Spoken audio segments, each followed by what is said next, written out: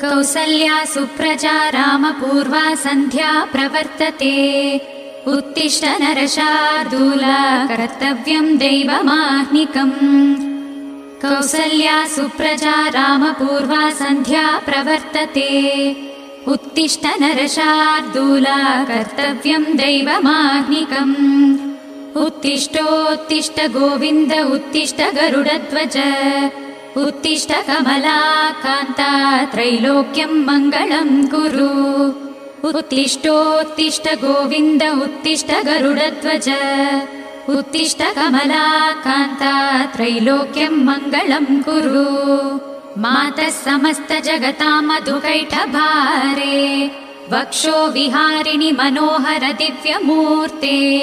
श्रीस्वामि निश्रित जनप्रिय दानशीले